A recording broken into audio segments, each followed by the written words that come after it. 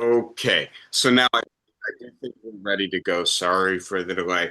The focus of today's class will be on, as you can see, the big blow up over the big beautiful bill. But I don't want to just focus on the soap opera. You know, the soap opera is entertaining, particularly for those of us who don't like either of these men.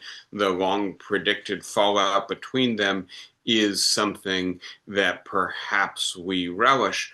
But I think we shouldn't be distracted by the drama, by the melodrama, if you will, by the incendiary language being used on various social media platforms from what is in the bill that they're fighting over, right? And so the fallout between Trump and Musk, which was probably slow smoldering for a while, right? Musk did a lot for Donald Trump, and we'll talk more about that in a little while. But the idea that at some point Musk had become more of a liability, right? He's a deeply unpopular man, and for Donald Trump, he had become a liability, and that his erratic, impulsive, and unpopular behavior was something that Donald Trump wanted to distance himself from was clear last week when Musk officially left government.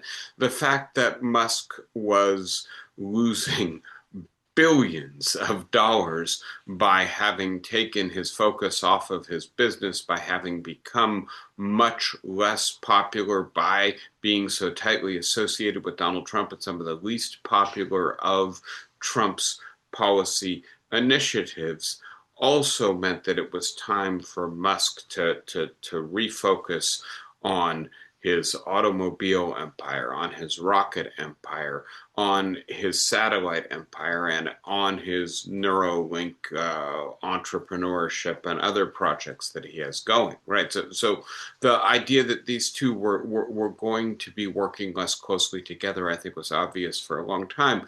It was also, I think, predicted by many people that these two, in particular, would have a hard time maintaining a good working relationship. They both are notoriously intolerant of other people who steal the spotlight of other people who disagree with them.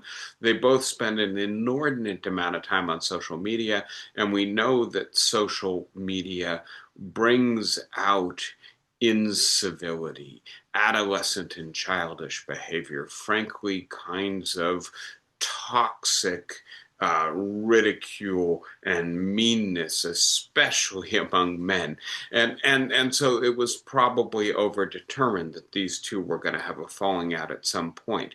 But nevertheless, they had a spectacular blowout breakup last week, last Thursday in particular, following on last Wednesday, Elon Musk referring to Donald Trump's one big beautiful bill, which is making its way through Congress right now, which was already encountering a lot of difficulties as it transitioned from having barely passed the House, and a fairly large number of people who voted for the bill saying in the immediate aftermath of having passed this bill that they wouldn't have passed this bill if they knew what it contained, right? Which is a kind of damning admission to begin with, that you voted for a bill in ignorance of provisions that you considered to be fatal to the bill, because the bill was thrown together and voted on in such a rushed process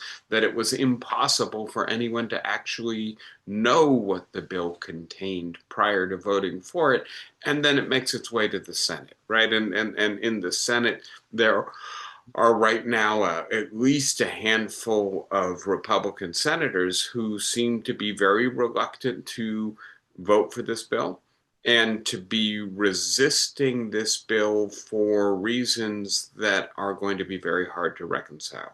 Some of them are deficit hawks, and this bill probably contributes $3 to $5 trillion to the deficit in the next decade, and that's anathema to them. Others of them are interested in the new Republican Party, which has become the party of the working class under Donald Trump. And many of the provisions of this bill are disastrous for low income to middle income people, right? And by the way, keeping the stuff that is beneficial to the new MAGA voters costs more. So this puts them directly at cross currents, cross purposes with the deficit hawks.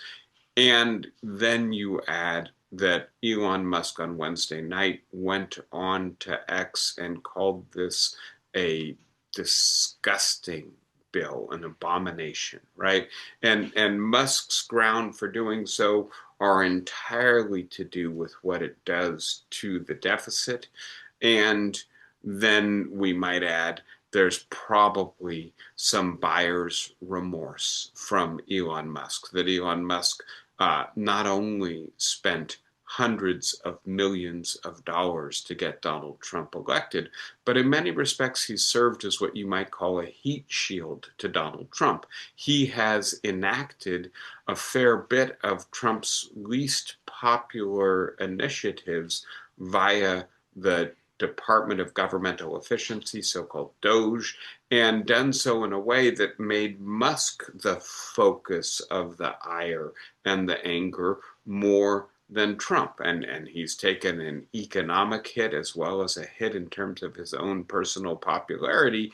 And then, right, this bill cuts all the subsidies for electric vehicles at a point where Musk's Tesla is struggling mightily, losing tremendous market share directly because Musk is so tightly associated with Trump.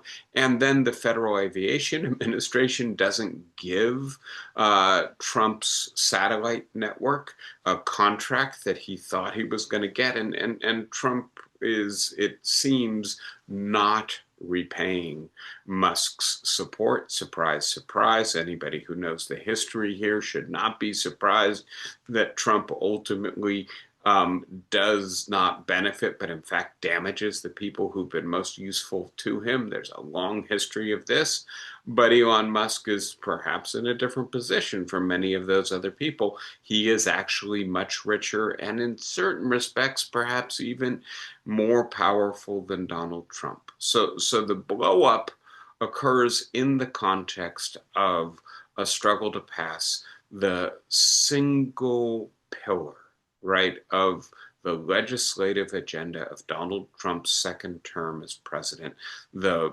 basket that has all of the eggs in it. And Musk, no doubt, just made it harder to pass this bill. And so then Trump retaliates on Thursday, and boy, we'll have to see. It looks to me like this is going to be hard to walk back, but both men have serious interests in not being in open warfare with each other. Musk not only is vulnerable in countless ways, to government contracts being canceled, to regulatory oversight of his various industries. Even his immigration past is checkered and could be investigated in ways that who knows what the outcome would be. And on the other hand, and I think this is frankly from our point of view more important, Donald Trump has relied on Elon Musk for the last year to be his cudgel, right? Because Elon Musk has so much money that giving $10 million at a time to any primary challenger of a Republican who doesn't toe the line with Donald Trump, right? Who doesn't fall in.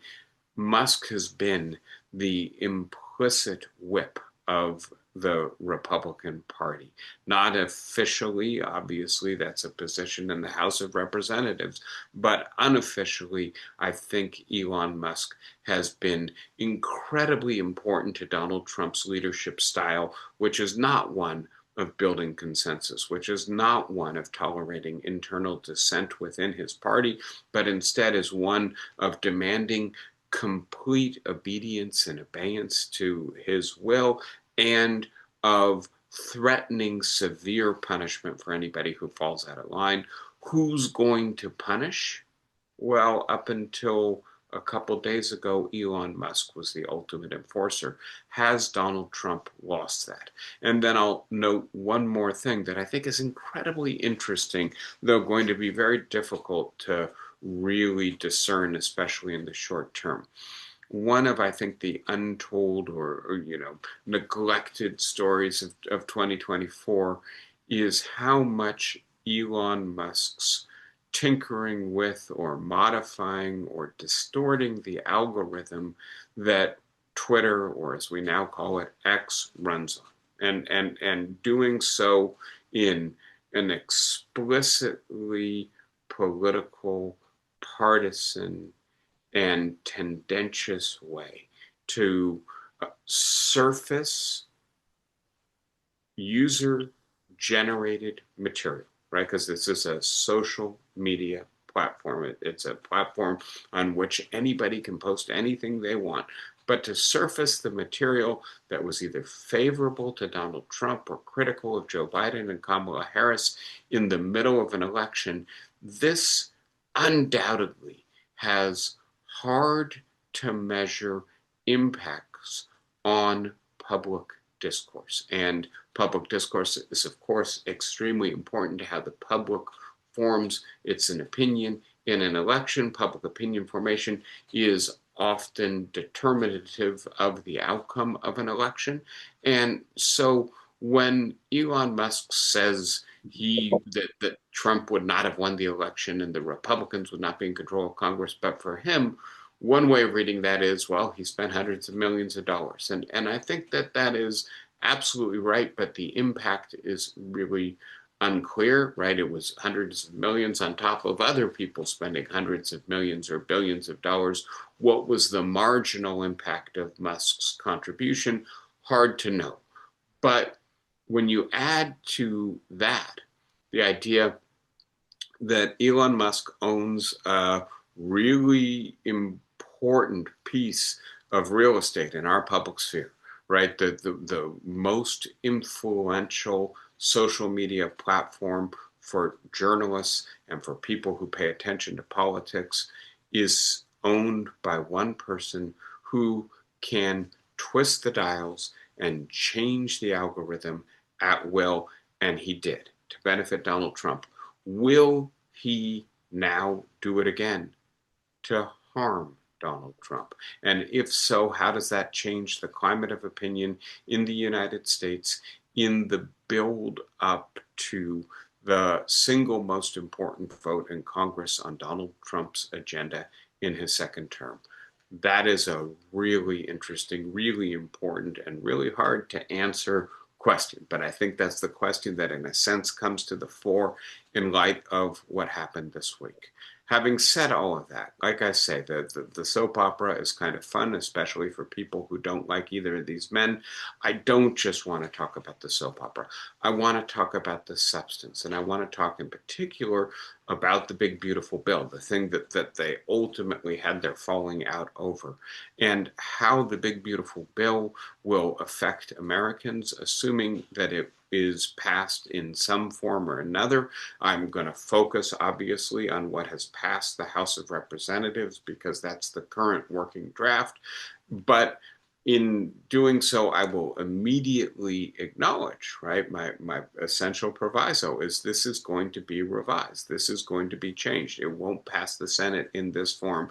And so what we talk about today is what the members of the House of Representatives voted for, not the final bill, but the fact that the Republican majority in the House was willing to vote for this bill, I think is very revealing about both Trump, the Make America Great Again Republican Party, but also the dysfunction in democracy, which I think is ultimately rooted in our Constitution, but also particularly located in Congress, that legislating in the 21st century has just become inordinately hard.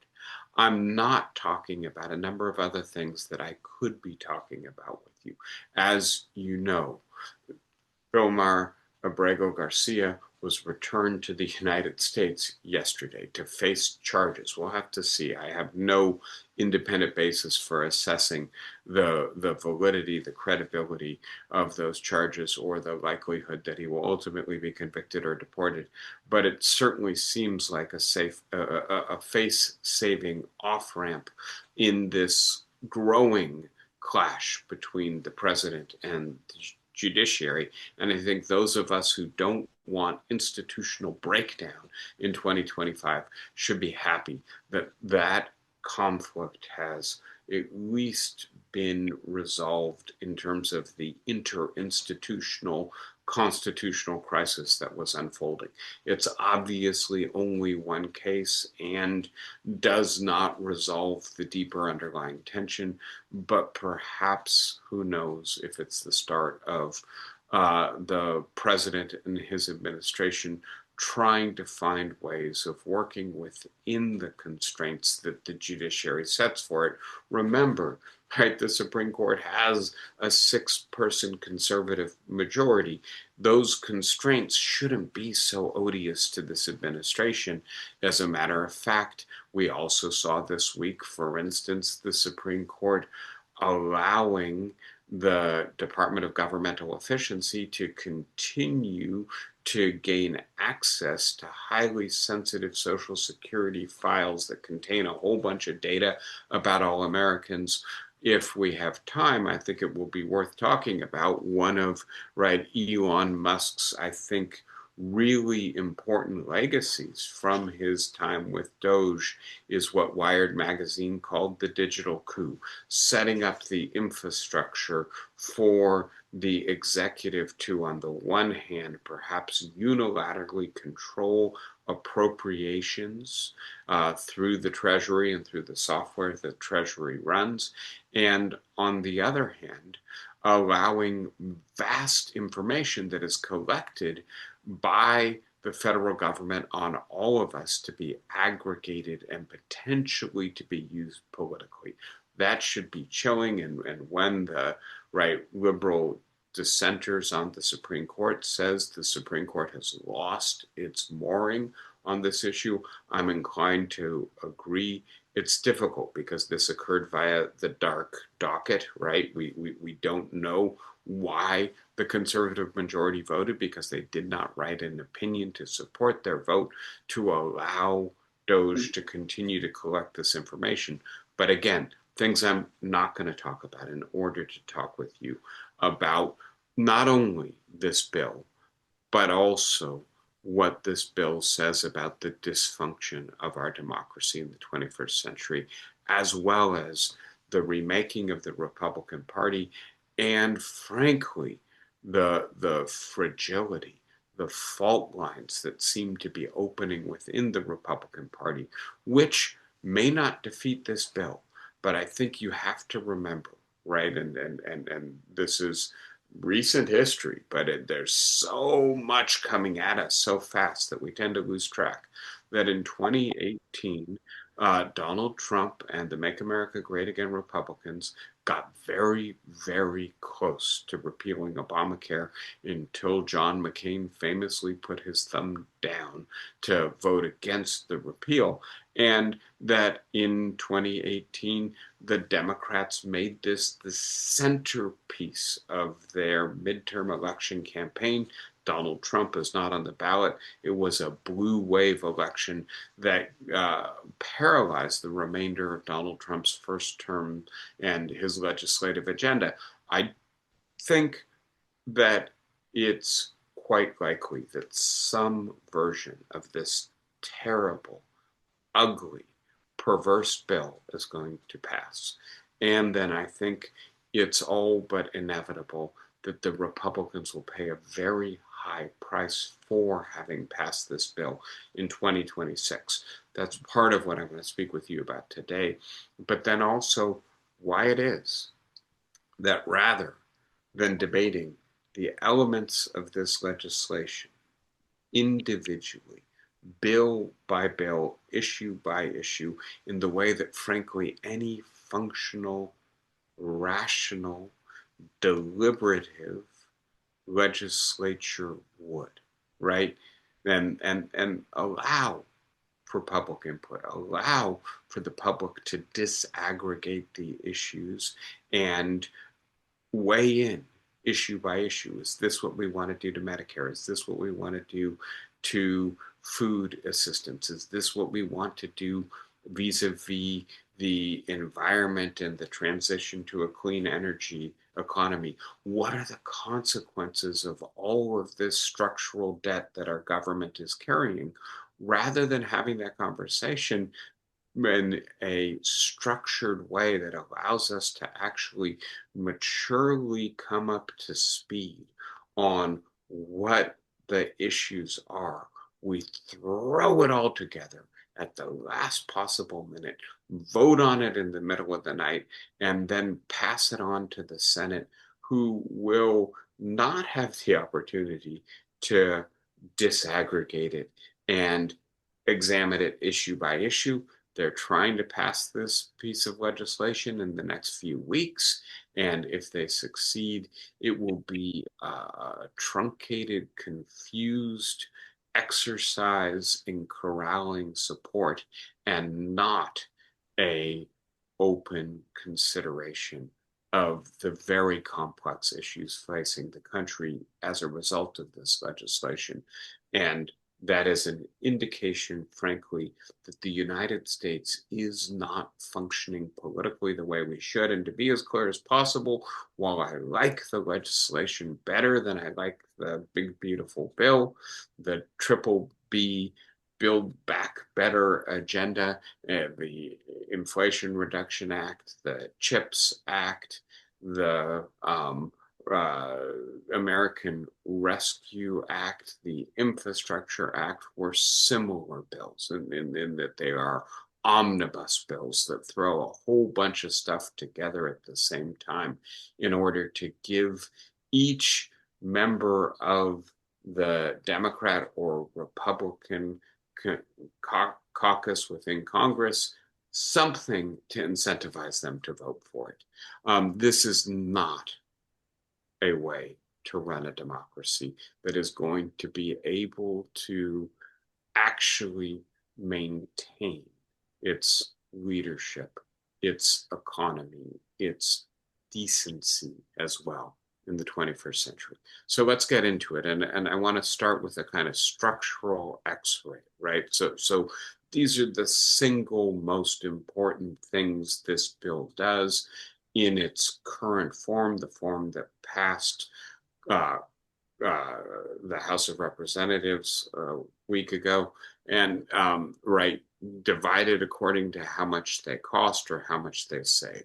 The tax cut extensions, right? These are the so-called temporary Trump tax cuts from 2017 that expire next year. To give you a sense of what's at stake here, there are large reductions in the top income tax bracket, reductions in taxes for every income group within the United States. And so this bill probably saves the top 10% something like $100,000 a year, the top 1% much more than that in taxes, but it does save working families maybe $1,000 a year in taxes. But then note, right, a large portion of the expense from making those tax cuts permanent comes, for instance, from reducing the corporate income tax from 35% to 21%. That's a huge decrease. And by the way, who benefits from that? People who own large shares of corporations. And again, this is clearly a regressive bill, as you can see, right? The combination of making the temporary tax cuts permanent from 2017 and adding new temporary tax cuts with to do with tips and overtime and spending more money on defense and homeland security. Those are the big ticket items in this bill.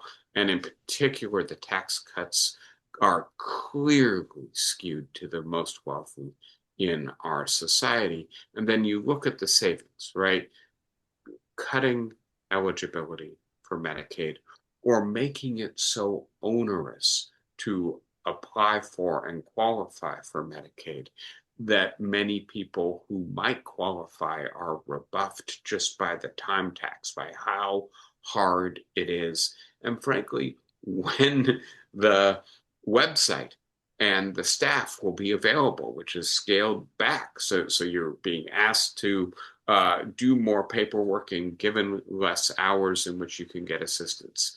The removal of the Biden Inflation Reduction Act climate initiatives, that's a separate category. The SALT cap is a separate category, but the food benefits, right? You look at this combined, and it looks like at least 3 million fewer families will receive supplemental nutrition assistance, and somewhere between 13 and 16 million people who currently are on Medicaid or Obamacare will no longer have health insurance. And you can see, right, this bill primarily benefits the wealthiest among us, and to the extent that it slightly compensates or partially compensates for the extraordinary cost, the $5 trillion cost of making those tax cuts permanent, it does so in ways that are highly destructive of the viability of many precarious Americans. People will die because of this legislation. Children will go hungry because of this legislation.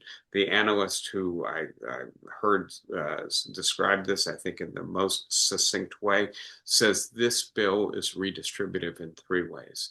It redistributes from the poor to the wealthy. It redistributes from the young to those who are older. And it redistributes from the future to the present. And we'll talk more about future to present, but one clear example would be climate, right? In which the fact that we stop transitioning our energy system into a sustainable energy system means that climate change will be worse in the future, which means, among other things, that future generations will bear the costs of extreme weather. Those costs are in terms of lives, in terms of families disrupted, homes lost, but they're also just expenses, right? How much it costs to get insurance, how much insurance has to sell out, how much funding has to be put into the Federal Emergency Management Agency so that it can clean up after floods and mudslides and fires and droughts. This is all going to be borne in the future. But perhaps most importantly, right, this legislation adds somewhere between $3 and $5 trillion to the deficit. And that means that people in the future are either going to have to do without services or pay more taxes so that we can have the sugar high of this legislation being passed in 2025. So, going now a little bit into the details, let's talk about the energy transition incentives, right? And on the right are those for individuals and households. On the left are those for industries. And so, right, the used and new clean vehicle credits go away. The credits for putting charging facilities into your home go away. The credits for converting your home using heat pumps and other electronic equipment go away. The credits for insulating your home and making your home more energy efficient go away. The credits for industries moving from diesel to electric vehicles, for new home builders building energy efficient homes, for subsidizing what is one of the really important energy sources of the future, hydrogen production, go away, right? And so I want to just now put this in context for a moment and do so two ways. One of them is environmentally, the other is electorally. And environmentally, there's a lot of information here, but what you can see is that there are a whole bunch of scenarios for how much keeping those incentives in place reduce the greenhouse gas emissions of the United States over the next decade. But basically, any semblance of a chance that the United States has to move from being a laggard to being at least in conformity with what is clearly the global consensus that we need to rapidly transition energy sources depends on the provisions that I just described, all of which are rescinded by this legislation. So environmentally, this is a catastrophe. This is a bill that undoes what was belated and absolutely necessary action for the United States, the largest contributor of greenhouse emissions in the world, and that is overall and per capita, obviously. And so it moves us into an undefensible position, an indefensible position. Um, Also, there's a politics to this, and I want to be as clear as possible, right? The politics matters too, right? You know, it's not as if we're having the debate about what this does to climate change on a national level. That seems to have been completely marginalized. But please note, there are a lot of Republicans who are saying this may cost me my seat because, frankly, there are millions of jobs and billions of dollars going almost exclusively to red states from the Inflation Reduction Act. They're good jobs, they're union jobs, they're jobs with training and with a future. And if these subsidies are eliminated, a lot of these jobs will go away. And so I just want to note very quickly, right, this is self-damaging, not just to the future of humanity and the future of this country and our position in the global community. It is also self-damaging for the Republican Party in the near term. Next thing I want to talk about is the bill's contribution to inequality. And I'll go into some detail on this. This, I believe, is from the Penn-Wharton analysis of this bill. I'm trying to use nonpartisan, objective analysis in order to not be distorted and confirm my priors in the way I look at this. And I think this is extremely important, right? It shows you two different metrics, right? What is the income percentile of the people who will be damaged by this bill? If you're in the red, you're being damaged, and of the people who will be benefited by this bill. If you're in the blue, you're being benefited, right? And then also the age. And this is a little funny. It starts at -20, right? So these are people who will be born in 2045. And please note, almost all of them stand to lose from this bill. As a matter of fact, all of them do, right? Because of the deficit inheritance that we're passing along to the future, right? The only people who benefit from this bill are the people alive today and the people who are quite wealthy in the top 20% or the next 20%.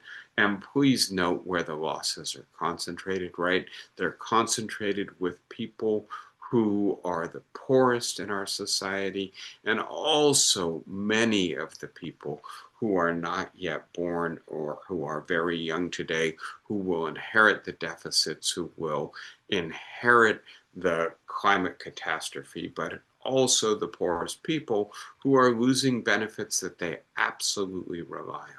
So a few illustrative details. I went to the Kaiser Family Foundation. I think they're very good on medical research. They estimate that when you combine the new stringent, difficult requirements on Medicare, I'm sorry, Medicaid, let me be careful there, right? Work requirements, which, by the way, they believe almost everybody who currently receives Medicaid is actually in conformity with. The reason they'll lose their benefits is not because they don't meet the requirements, it's because it's too onerous to demonstrate that you meet the requirements. And this is not just for individuals, this is for states as well. So you combine that with the fact that they're going to eliminate the subsidies for Obamacare for legal migrants. They're going to end automatic renewals, shorten the renewal period, the enrollment period, right, and require more documents that couple million, maybe 3 million people will come off of Obamacare, 13 million people will come off of Medicaid, 16 million people will lose their medical insurance as a result. And I just want to underline this for a second. Why have we come to rely so much on Obamacare and Medicaid in the 21st century? It's because fewer and fewer jobs come with medical benefits, and we don't have public health insurance. We have a patchwork of private health insurance, which more and more people are falling through that network of support, and the government is picking up the slack in an imperfect way, absolutely flawed, but nevertheless about to become much more difficult, right? Much more draconian in its effects. Let's look now for a moment at the removal or the increasingly stringent requirements on food aid. And again, the estimate is that some 3 million families will lose supplemental nutrition assistance from this legislation. And by the way, that means that millions of more children will be food vulnerable, potentially malnourished in the richest country in the world. And then again, I think if we look at where these where this scale back hits hardest, and please note, this is not as concentrated in the red states, in part because the red states are just less generous in the distribution of these benefits. These are benefits that are funded by the federal government but administered at the state level. But there are going to be a lot of people in the Bible Belt, a lot of people in the Southwest, in addition to people in California and Oregon and the Northeast who are going to be damaged by this. One piece of this legislation that I think many of us like and admire is the increase to the child tax credit. But please note the way in which that's structured, it primarily goes to families who earn $48,000 or more. That's the bump up from $2,000 to $2,500. And that excludes roughly 1/3 of children in the United States. And of course, that 33% of our children are the children who need this most, in the families where the family is trying to support the child despite the fact that they have less than $50,000 a year in income. And by the way, those children, those families are primarily concentrated in states that have voted for Donald Trump, in counties and congressional districts that have voted for Donald Trump. This, I think, is really important to notice, right? The places where Donald Trump has increased the Republican share of vote when he's been on the ballot are the places where people are earning $80,000, $70,000, $60,000, $50,000 a year or less. And that's the median family income, right? That's median household income. That's really hard to live on. Again, it's why so many working families are relying on the child tax credit, are relying on the supplemental nutrition assistance, and it's going to get a lot harder to get those benefits. Similarly, right, the place that Donald Trump has done so well is with the less educated, right, the people who have a high school degree or less, And again, those are the people who are struggling economically. He uniquely connects with them. They think he feels their pain. He understands their grievance. He is angry about their loss of status, about the liberal elite's indifference to them. And yet, this legislation punishes those people most in order to primarily benefit corporations and the wealthiest among us. This is why Josh Hawley is opposed to this legislation. It seems to be an old Republican bill, a Reagan Republican bill, as opposed to a Trump Republican bill. I suspect if this bill passes and if a lot of Americans lose healthcare, nutritional, financial support that they rely on, there will be a political reckoning. Um, the background to this, and I won't dwell on this, we've talked about this a lot together before, just how stunningly unequal our society has become. Last big thing to focus on here is the contribution to the deficit of this. And so this is from the Committee for a Responsible Federal Budget. The Congressional Budget Office came up with similar calculations. I've got a lot more data on this, but I want to point out how complicated this is just for a moment, right? Because there are permanent provisions and temporary provisions, but we know because we're seeing it right now that the temporary provisions are intended as permanent provisions, right? And so if the permanent provisions are passed and everything else in the bill is passed, this will add at least $3 trillion to the deficit. If the temporary provisions become permanent, it will add 5 trillion. Now, if you're like me, trillions of dollars are not things that you're familiar in reckoning with. It makes your eyes glaze and your head spin. I just think one way to express this is over a decade, this bill increases most conservatively the overall debt of our country by 7%, more likely by 10 to 12%. And it does so at a time when we really don't need to stimulate our economy, and does so in a way that handicaps our capacity to stimulate the economy when we need it.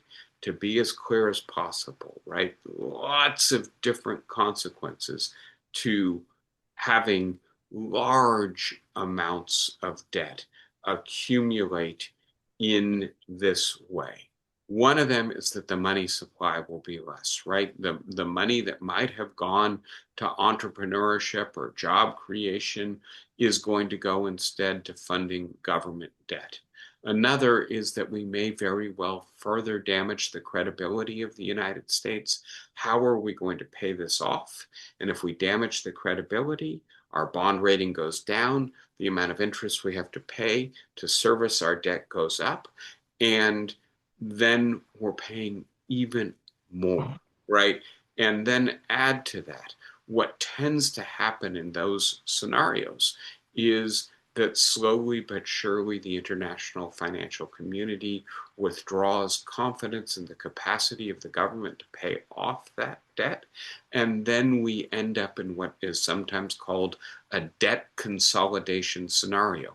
And what that really means is we have to borrow more money to pay off our existing debt, but people have lost confidence. People, banks, the International Monetary Fund, the World Bank, foreign sovereign wealth funds, and they demand of us that we become more responsible. What that means is that we have to pass and implement an austerity budget. And so the kinds of draconian cuts to Medicaid and Obamacare and supplemental nutrition assistance that we're seeing in this budget could be the tip of the iceberg of what the irresponsibility of this budget causes us to have to suffer in the future. This would be a further illustration of the idea of redistributing from the future to the present. I just want to note very quickly, and we've talked about this in other contexts together before, why it is that we're so reliant on debt. And this is data from Wolfgang Streeck's previous book. We've been talking together about taking back control, the most recent book.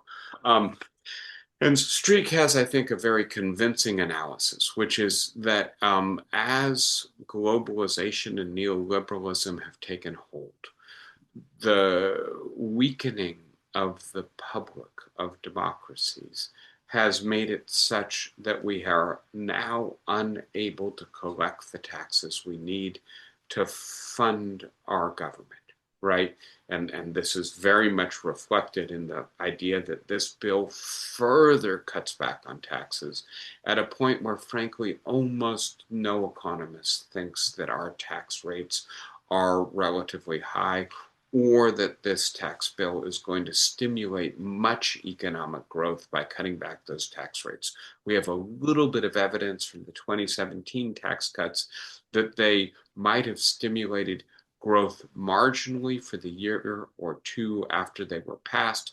And then, by the way, they actually probably contracted growth. It's hard because COVID came so quickly on the heels of the long-term effects of the Trump tax cuts. But the idea that the money supply was starting to shrink, and that if anything, this overheated our economy, maybe contributed a little bit to inflation, seems to have mitigated the economic benefits of tax cuts. And that's because our taxes are already quite low, especially on the high earners and the corporations on whom the taxes are being cut.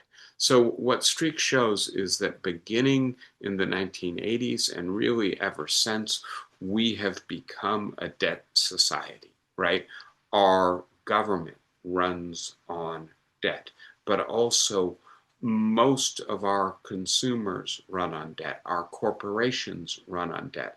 And so if the long-term effect of this bill is to tighten the money supply, the government is now competing with consumers and corporations for borrowing, and so everybody has to pay more for the money they borrow, right? Consumer debt, credit card debt is currently at a near all-time high. Student loan debt at an all-time high.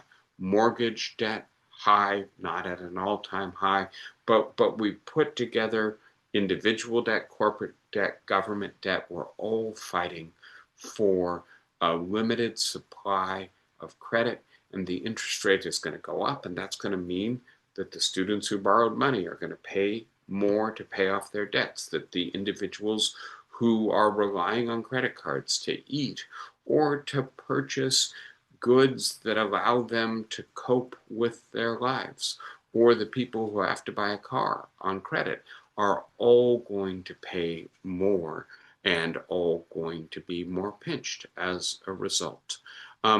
If you look at government spending and government tax revenue, as you can see, government spending at the top, government revenue at the bottom, a wider and wider chasm of difference is opening. This bill will further contribute to it. Again, this seems to be an irresponsible bill. This is something that is occurring in the United States, but is occurring in many other places in the world. I'm sorry, that's the United States, that's Japan, that's Sweden. It seems to be structural. And by the way, it seems to be slowing our growth rate down. So to conclude my discussion of this bill, right, let me go back to some of the details now. It redistributes from the poorest, who will see, right, the lowest decile, their income decreased over the next decade by as much as 4% a year, while it redistributes to the wealthiest, who will see their incomes go up, right? And the wealthiest will see their incomes go up by a lot more because, right, proportionately, 4% more for somebody who's earning $1 million a year as opposed to 4% less for somebody who's earning $30,000 a year. A lot of multiplication of that 4%. What we will see is perhaps some increase in the productivity of our economy, but huge increases in the amount of debt that our government is in. To summarize it all briefly for now, this will radically increase the debt. And by the way, increases the debt ceiling as well, $4 trillion more to the debt ceiling at a moment when we really don't need to stimulate the economy. I think we're probably mainly familiar with the Keynesian idea of counter-cyclical governmental regulation of the economy. The basic idea here, you take the most recent recession, the COVID recession, actually the steepest loss of jobs in the American economy since the Great Depression. 2 years later, we're basically completely recovered, right? Not maybe psychologically or in terms of the disruption of our lives, but in terms of the creation of jobs, economically, we recover very quickly. Why did we recover so quickly? Well, because the government spent trillions of dollars on economic stimulus to counteract what the pandemic did to our economy. That's when you should go into debt to prime the pump, to stimulate the economy. Right now, our economy is doing quite well, right? Our unemployment is relatively low. Our job growth and overall productivity and economic growth are frankly better than almost every other developed country in the world. We don't need stimulus in 2025. And what we do by going into a lot of debt for unnecessary stimulus is to potentially handcuff our capacity to do that when we actually need it, when the next recession comes. And not only that, we increasingly risk the credibility of US government debt, right? The idea that on the one hand, the tariffs and the decision-making process and the instability behind them seem to indicate that the president and his administration are not very sophisticated economic decision makers, making a lot of people look again at US Treasury bonds and say, can we really rely not just on this president and this administration, but on these institutions and this people, the American voters, to make sound economic decisions that allow them to pay down their debt.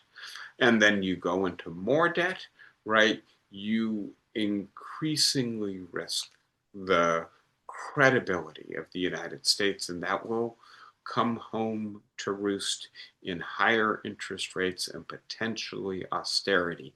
This betrays, by the way, the historical commitment of the Republican Party to fiscal discipline and austerity.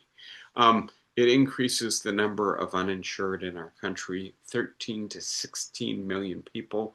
This betrays the new MAGA voters, as does the decrease food aid for several million families with children, right? These are the new working class families that Donald Trump has brought into the Republican fold. This is why I think we're going to see a dogfight in the Republican Party. This is why I think Donald Trump had no choice but to react in a highly defensive way to Elon Musk's attack on this legislation. This legislation also includes a provision that, frankly, I hope will not make it past the parliamentarian, since this is a reconciliation bill. There's certain things that can be in this, but other things that can't be in it if it's not going to be subject to filibuster. And I'm hoping this will not be in it, but boy, is this revealing about the desire of this administration to escape the last bastion of the Madisonian architecture of our Constitution, the last check on its abuse of power, the ability of government of courts to hold the executive to account when it violates the law. It strips away the capacity of states to regulate artificial intelligence for the next decade, which is leading a lot of culturally conservative Republicans to worry about this bill. And by the way, it removes all of the incentives for green energy development that were in the Inflation Reduction Act. And it does all of this stuff at the same time, which leads to the question, why?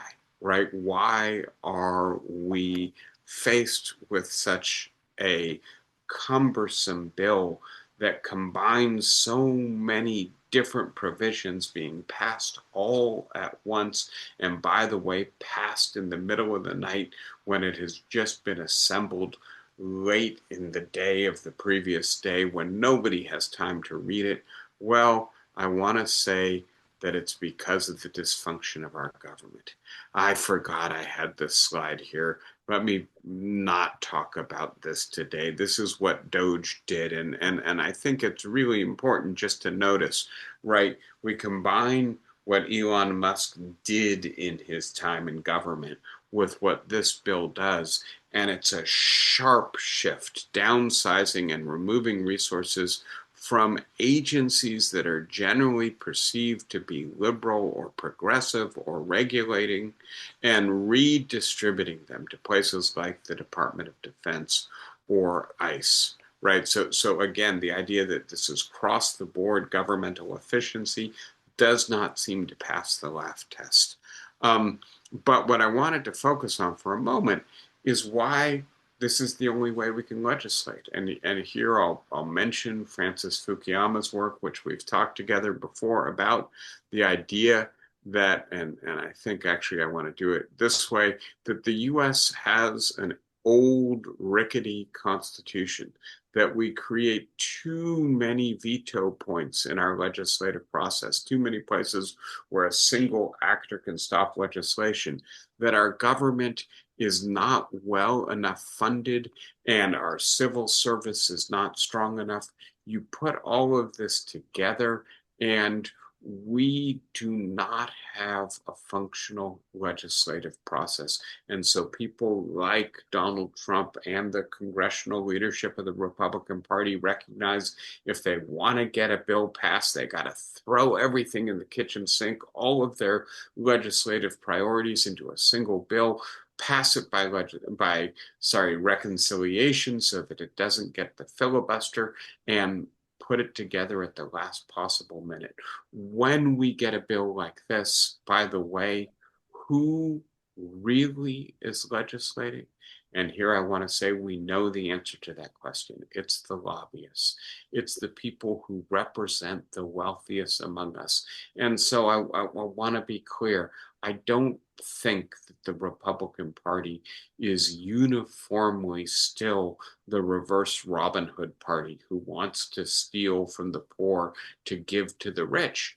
But I do think our legislative process is skewed in that direction due to how expensive our elections are, due to Citizens United and kindred legislation, kindred Supreme Court decisions that make it such that we can't regulate the role of money in our politics.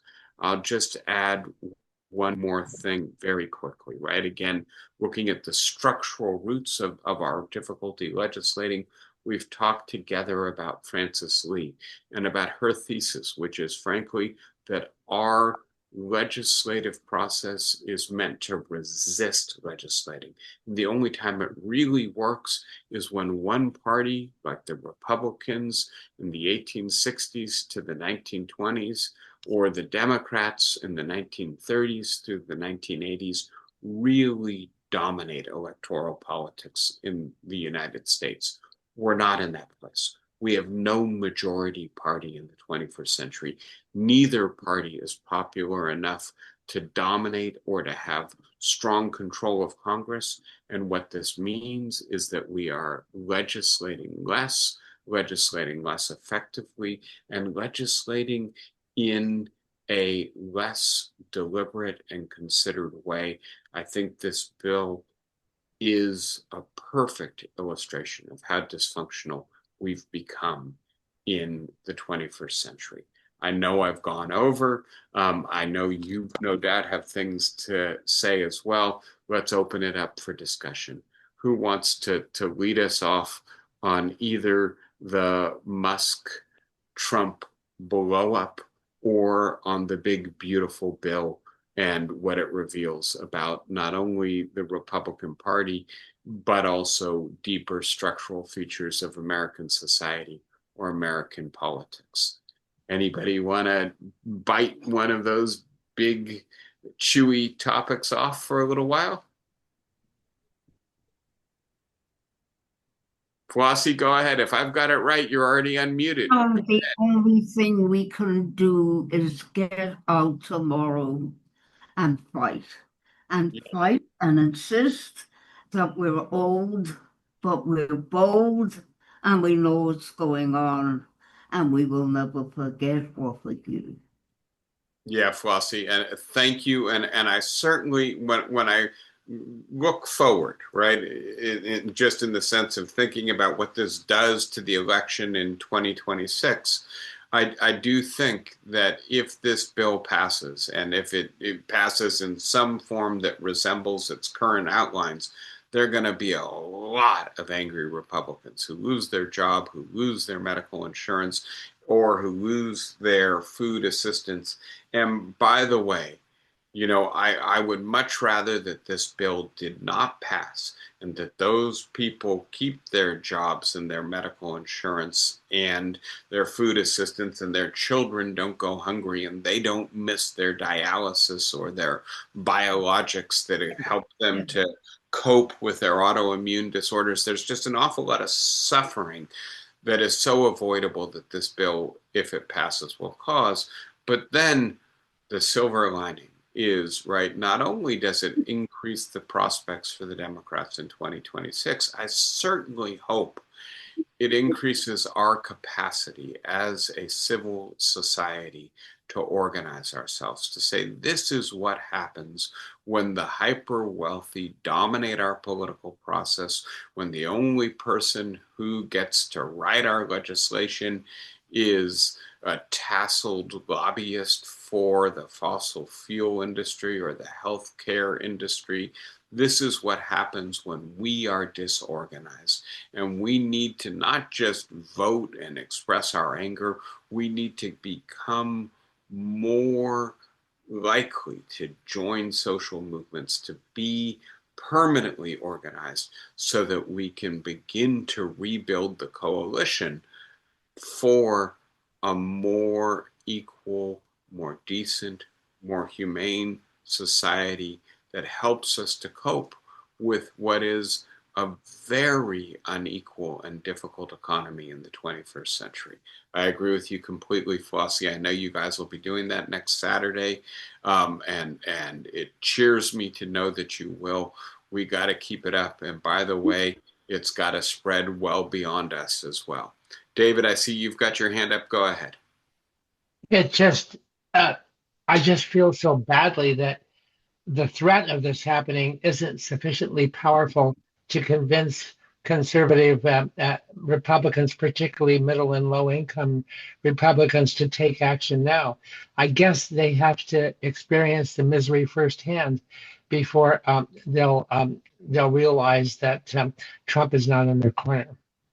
Yeah, and I'll just amplify that point a little bit and note that in a sense, what this legislation does is ask people to choose between supporting, and here I guess I mean, right, members of the Senate, members of the House, between supporting Donald Trump or, to put it in the negative, risking his wrath, right, because he's deeply vindictive of the people who don't support him, or actually working on behalf of their own constituents, right? Mhm. And I think what we've seen in the House, it was very narrow, but ultimately, when Trump had Musk, he's got such an ironclad grasp on his party, and he can threaten to primary, his right own members of his coalition in Congress for doing things that are going to damage them with their constituency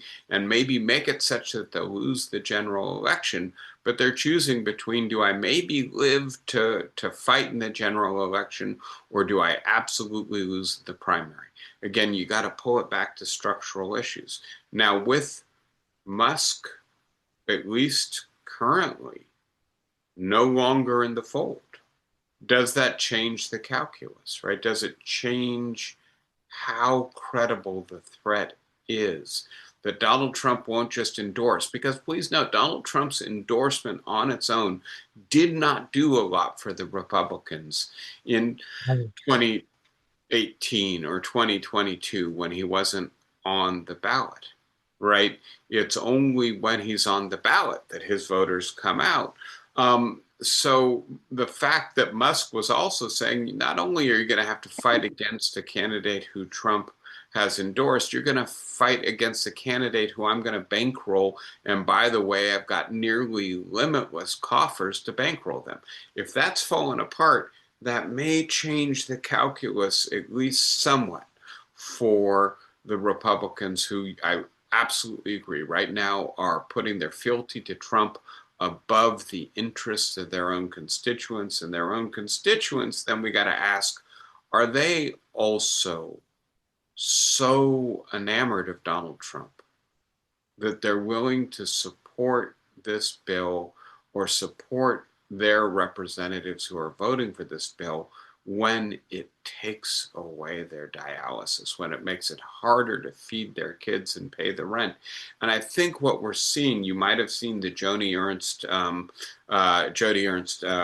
constituent meeting in which, right, they said this is going to kill people. People will die if you vote for this legislation. And she said back, well, everyone dies. And she got tremendous blowback for that because it seemed so indifferent, so cold, right? Will people maybe focus a little bit more on the way in which they rely on these benefits and a little bit less on the fact that they are very much feeling that Donald Trump recognizes them in a way that no other politician does? And by the way, recognition is a fundamental human need. Right. And so I don't know how those scales balance ultimately, but I think, well, we'll have a real-time experiment over the next month or two to see what happens with the legislation. Thank you, David, as always. And anybody else with a comment? I know we've gone way over today. We started late with the Zoom troubles. All right, everyone. I suspect we're going to have this meeting at a different time next week. David, you'll get back to me about that. Stay posted. I'll work it out with Genevieve once I get some feedback from you. Be well. Take care. Stay angry and energized as well. Thank you, everybody, and see you next week. Bye, guys. Thank you. Thank you, David. Pleasure as always. Bye, everybody.